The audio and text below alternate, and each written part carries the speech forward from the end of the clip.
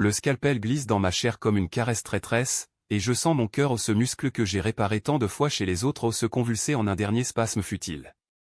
Pour l'argent, Alexandre, toujours pour l'argent, murmure Laurent, mon associé, son visage déformé par un sourire que je n'aurais jamais imaginé sur les lèvres d'un frère d'armes.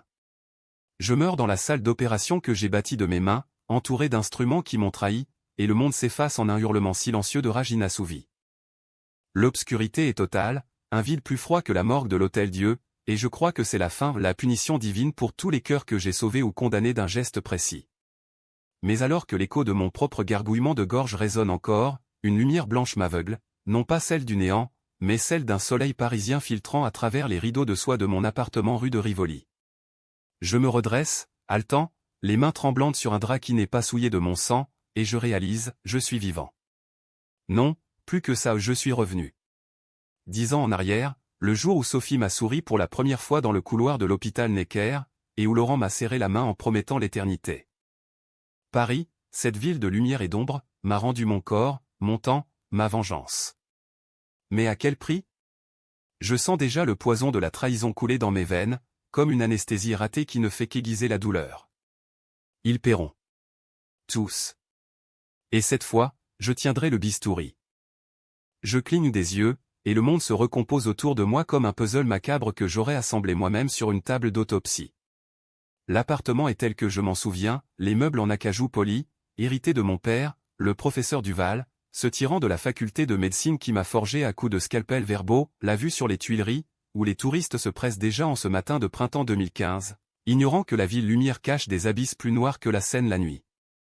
Mon reflet dans le miroir de la salle de bain me renvoie un visage de 35 ans, pas celui ravagé par les années de prison et de désespoir. Les rides au coin des yeux n'y sont pas encore, la cicatrice sur la tempe au souvenir d'une garde interminable est fraîche, et mes mains, ces mains de chirurgiens qui ont tenu des cœurs battants, sont fermes, sans les chaînes imaginaires de la défaite. Mais la mémoire est une lame à double tranchant. Elle me lacère de l'intérieur. Je revois tout, la clinique privée que nous avions fondée, Laurent et moi, dans le 7e arrondissement, un sanctuaire pour les élites parisiennes qui venaient se faire greffer de nouvelles vies entre deux dîners chez l'ami Louis. Sophie, ma fiancée, avec ses yeux verts comme les parterres du Luxembourg, qui m'avait juré fidélité sous les arches de Notre-Dame. Et puis, l'opération fatidique sur Madame de la Roche, cette veuve d'armateur dont le cœur défaillant était notre billet pour la gloire ou la ruine. J'avais refusé de falsifier les résultats pour l'assureur, pour ce petit arrangement que Laurent qualifiait d'éthique flexible. Il m'avait piégé. Une seringue d'air injectée dans la veine, un arrêt cardiaque maquillé en erreur humaine, et moi, accusé de négligence criminelle. Le procès avait été un cirque, les journaux à scandale hurlant le boucher de Paris, les collègues se taisant, Sophie témoignant contre moi avec des larmes de crocodile. Condamné à perpétuité, j'avais pourri à Fresnes, où les rats étaient plus loyaux que les hommes. Et la fin? Laurent visitant ma cellule une dernière fois, un chèque à la main pour ta famille, Alexandre, pour que ça ne finisse pas en mendicité. Ma famille? Mes parents étaient morts, usés par le déshonneur. J'avais refusé, bien sûr. Puis, dans l'ombre d'une promenade surveillée, le même couteau qui avait opéré un Madame de la Roche, manié par un gardien corrompu. Ils ont dépensé ton opération, avait-il ri avant de frapper. Mon opération est l'héritage de mon père, investi dans cette clinique maudite. Maintenant, je suis là, nu devant le miroir, et une rage froide m'envahit, plus précise qu'un diagnostic de cancer terminal. Je m'habille rapidement, chemise blanche impeccable, pantalon taillé sur mesure, la blouse chirurgicale pliée dans mon sac comme un linceul en attente. Le trajet en métro jusqu'à l'hôpital Necker est un tourbillon de sensations oubliées, l'odeur de pain frais des boulangeries, le murmure des accents parisiens, le froissement des journaux gratuits ou un article sur la réforme de la sécurité sociale me rappelle que le monde n'a pas changé.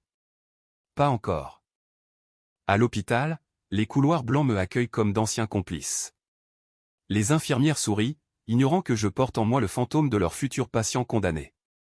Sophie est là, à la cafétéria, discutant avec une collègue. Elle est plus jeune, plus innocente en apparence, ses cheveux châtains cascadant sur ses épaules comme une cascade de mensonges. Alexandre, s'exclame-t-elle en me voyant, se levant pour m'embrasser. Ses lèvres sont douces, familières, et pourtant je sens déjà le venin sous la peau. Tu as l'air différent ce matin. Plus déterminé. Peut-être que j'ai rêvé de notre avenir, réponds-je, ma voix calme comme avant une incision. Nous parlons de banalité ou le stage à venir, le dîner chez Laurent ce soir mais mon esprit cartographie déjà le terrain.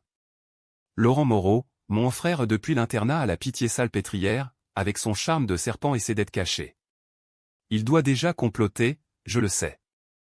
Le piège se tendra autour de l'opération de Madame de la Roche, prévue dans 3 mois. Mais cette fois, je serai le chasseur, pas la proie. Le reste de la matinée passe en consultation routinière, un enfant avec une valve défectueuse, une femme enceinte terrifiée par une arythmie. Je sauve des vies, comme toujours, mais chaque suture est un serment de vengeance. À midi, je m'isole dans la bibliothèque médicale, feuilletant des dossiers anciens sur mon ordinateur portable. Je hackais oui, j'ai appris ça en prison, dans les ténèbres des nuits solitaires le système de l'hôpital pour accéder aux archives de Laurent. Et là, le premier fil du complot, un transfert d'argent suspect vers un compte offshore, daté d'hier. 300 000 €, siphonnés de la clinique embryonnaire que nous planifions. Pourquoi? Pour payer un expert bidon au procès à venir? Mon cœur se traître ressuscité au bas la chamade. Je ferme l'ordinateur, respire profondément. Pas encore. La vengeance doit être chirurgicale, précise, sans hémorragie. Ce soir, au dîner chez Laurent, dans son appartement haussmannien du Marais, je sonderai Sophie. Elle était la clé, c'est elle qui avait découvert la seringue d'air dans mon casier, pleurant devant le juge. Était-ce de l'amour perverti, ou juste la cupidité d'une fille de banlieue rêvant de luxe? La journée s'achève sous un ciel plombé, typique de Paris en avril, où la pluie menace toujours comme une promesse brisée. Je rentre à pied, le long de la Seine, observant les amoureux sur les ponts, me demandant si l'un d'eux trahit déjà l'autre. Mon téléphone vibre, un message de Laurent. À ce soir, frère. À Porte du Bordeaux, on fête notre futur empire médical. Empire.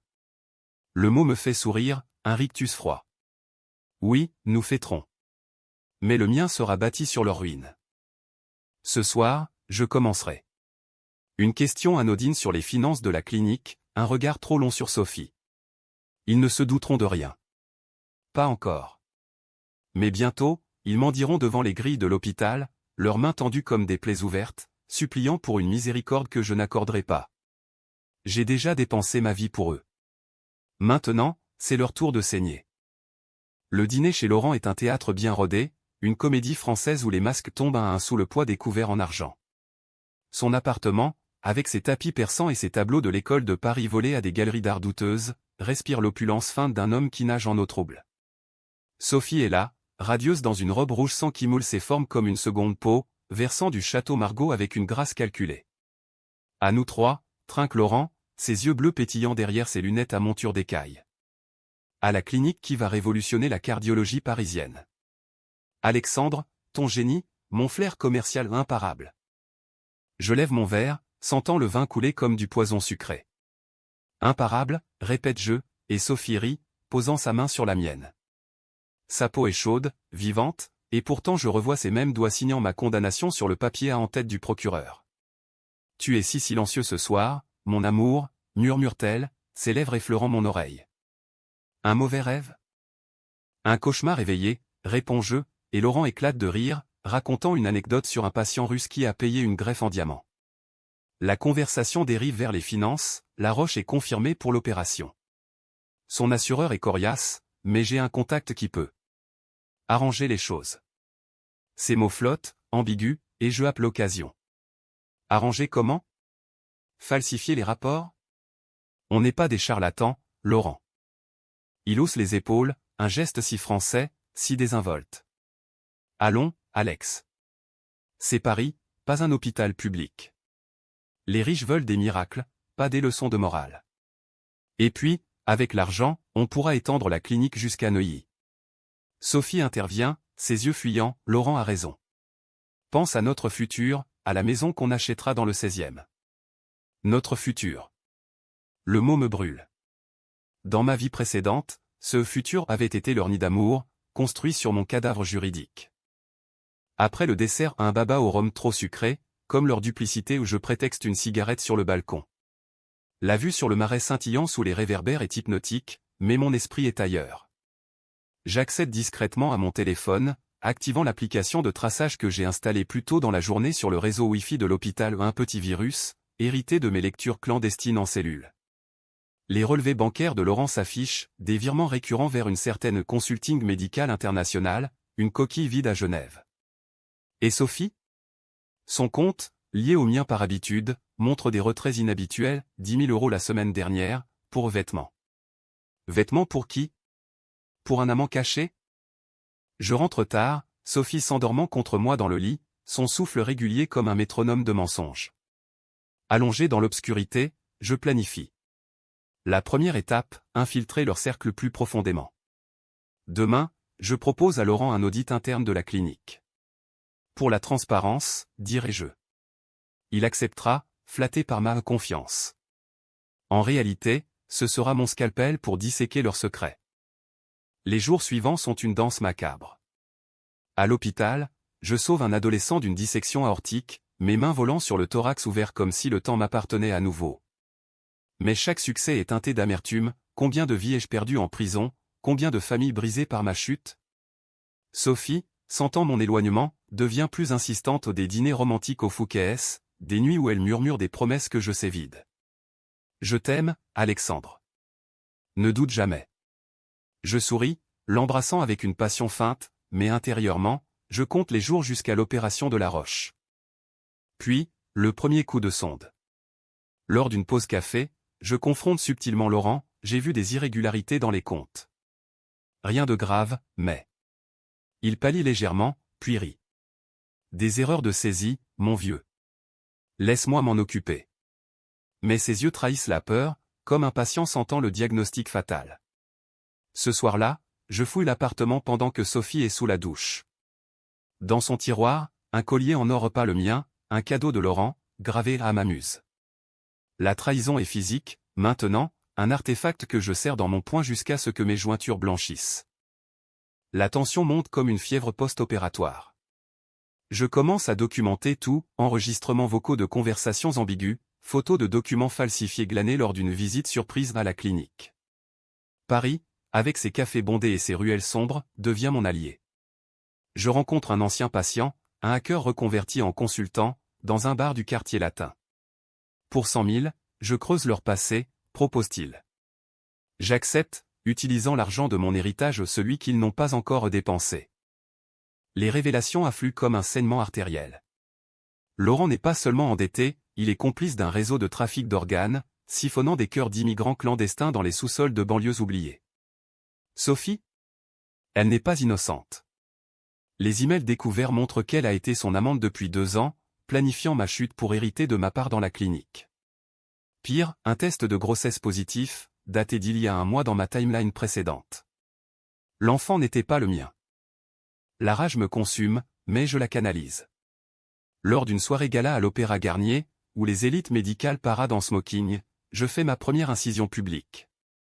Devant le ministre de la Santé, je glisse une allusion, certains arrangements éthiques flexibles pourraient bien coûter cher à la profession. Laurent blêmi, Sophie s'accroche à mon bras comme une noyée. Le doute est semé. Mais les décisions commencent à peser. Dois-je confronter Sophie maintenant, briser son masque et risquer qu'elle alerte Laurent? Ou attendre, laisser le poison se répandre? La nuit, je marche le long des Champs-Élysées, les lumières floues dans mes yeux fatigués. Paris me juge, cette ville impitoyable qui a vu tant de révolutions. Et si ma vengeance en était une? Contre les puissants, contre le système qui m'a broyé.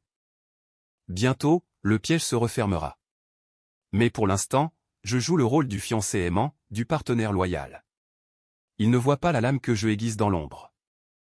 Le printemps parisien cède à un été étouffant, où l'air vicié des boulevards semble conspirer avec ma paranoïa grandissante. La clinique ouvre ses portes dans une cérémonie tape à accent grave-l'œil, ruban tricolore, discours du maire du 7e, flash des photographes du Figaro. Laurent, en costume croisé, serre des mains comme un politicien en campagne, tandis que Sophie, gonflée par une grossesse naissante qu'elle m'attribue avec un sourire radieux, pose pour les portraits. Notre famille grandit avec notre empire, déclare-t-elle à la presse, et je hoche la tête, le cœur serré comme un poing autour d'un cathéter bouché. Derrière les sourires, je creuse. Le hacker, que j'appelle désormais l'ombre, m'envoie des dossiers par messagerie cryptée, preuves irréfutables du trafic d'organes. Des listes de patients disparus, des transferts vers des cliniques privées en Suisse, des emails où Laurent négocie des pièces de rechange premium avec des intermédiaires turcs.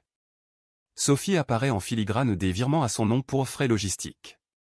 Le twist me frappe comme un choc électrique, l'enfant qu'elle porte est de Laurent, conçu lors d'un voyage d'affaires à Genève.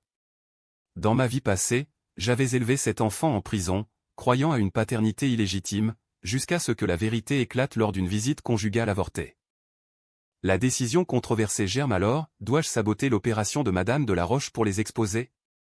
Laisser une veuve riche mourir pour venger des anonymes? C'est immoral, un péché contre l'éthique hippocratique que mon père m'a gravé dans le crâne. Mais la vengeance n'est pas une science exacte, c'est un art noir, inspiré des drames raciniens où les passions dévorent les âmes. Je choisis le milieu, je modifie subtilement les protocoles, insérant une alerte dans le logiciel de monitoring qui révélera toute injection suspecte pendant l'opération. Si Laurent tente le coup, ce sera sa chute. Les semaines suivantes sont un balai de tension. Sophie, sentant mon retrait, devient possessive des scènes de jalousie au petit déjeuner, des nuits où elle pleure en invoquant nos rêves brisés. Tu changes, Alexandre. Comme si tu portais un secret. Je la console, la caressant avec une tendresse feinte, mais mes nuits sont hantées par des visions, son témoignage au procès, sa voix brisée feignant la douleur.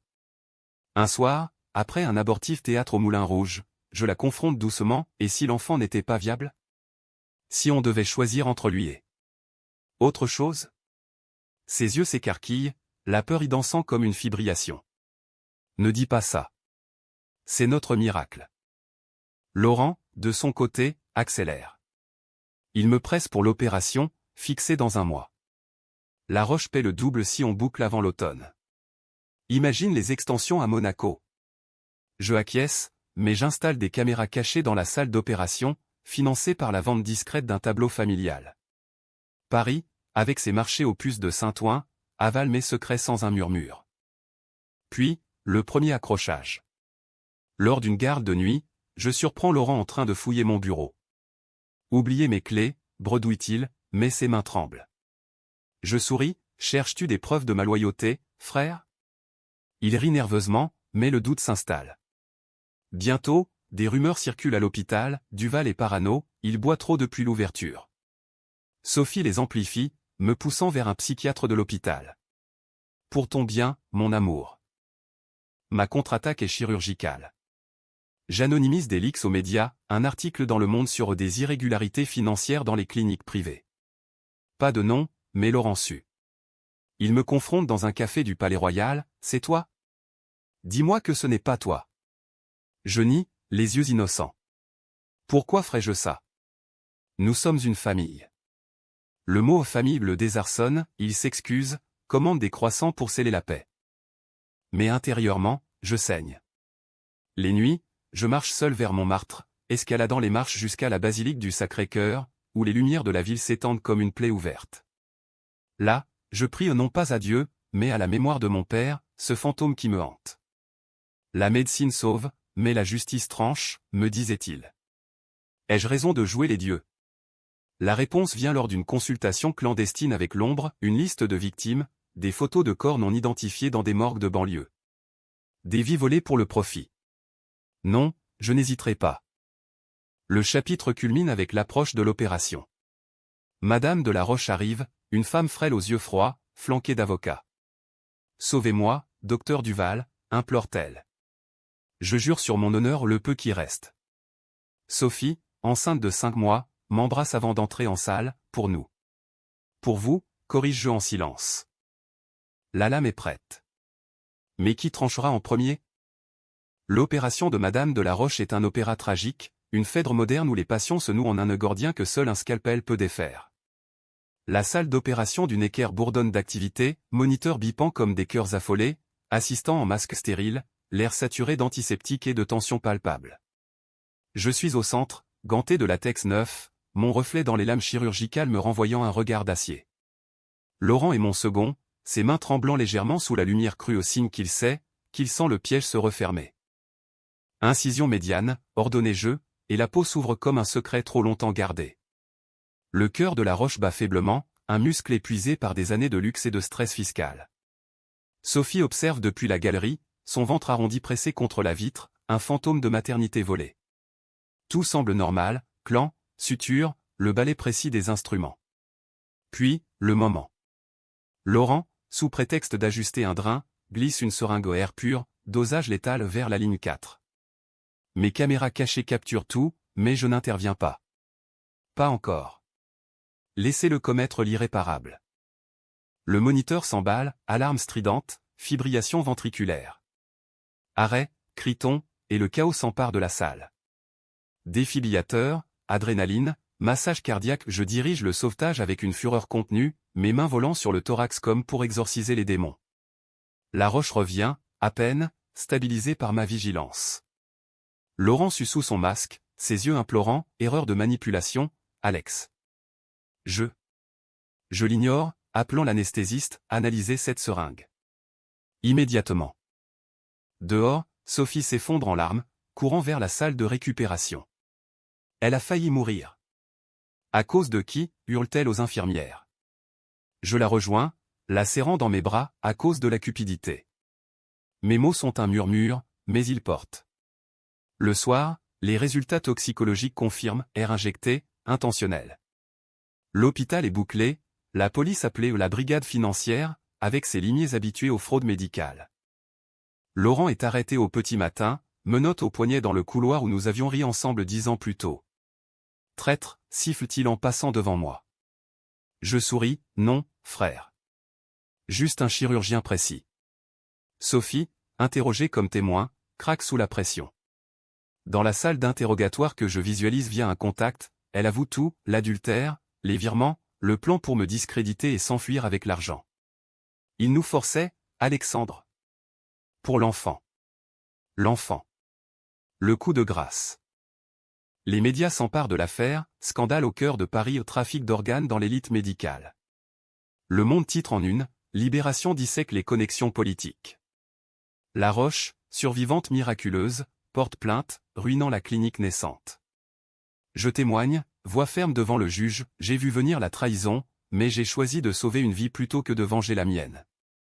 Mensonge pieux, la vérité est plus sombre, plus racinienne. Mais les décisions controversées me hantent.